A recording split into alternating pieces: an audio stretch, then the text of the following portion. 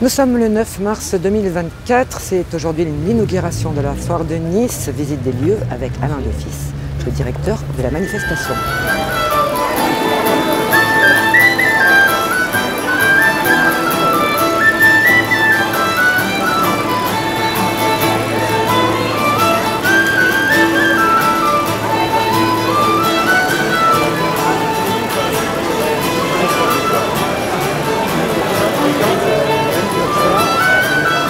C'est la 78e édition, une vieille dame, mais on en prend soin. Il y a à peu près un peu plus de 300 stands qui représentent environ 400 marques sur 15 000 mètres carrés. Et on a mis une thématique ou un fil rouge sur les Celtes et leurs terres de légende. Alors pourquoi? C'est parce que dimanche prochain, le 17 mars, c'est la Saint-Patrick. On a trouvé que c'était une fête qui était plutôt conviviale et sympathique. Et donc du coup, on a construit l'expo autour de ça.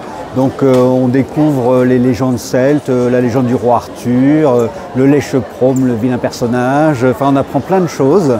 Et puis un petit village irlandais avec un monsieur qui a 80 ans qui vend des kilts, une librairie, une modiste irlandaise et le pub Manolans, qui est le pub niçois des Irlandais, mais qui s'est installé à la foire pendant 10 jours. Il y a un petit changement puisque l'espace extérieur est en travaux, donc on les a remis et on a serré à l'intérieur. Donc il y a quand même du mobilier de jardin, des plantes vertes, des spas, des piscines, on les trouve quand même, mais dans l'intérieur de la foire. Il y a plein de nouveautés au travers des stands, c'est-à-dire qu'il y a toujours des entreprises nouvelles qui participent.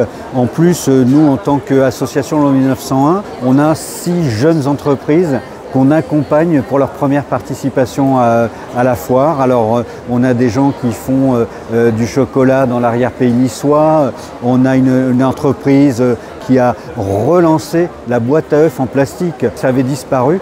Et bien avec l'écologie, maintenant on peut aller au magasin bio chercher les œufs. On a une dame qui est ostéopathe pour chiens et qui fait des petits gâteaux pour chiens. Il y a plein de trucs amusants comme ça.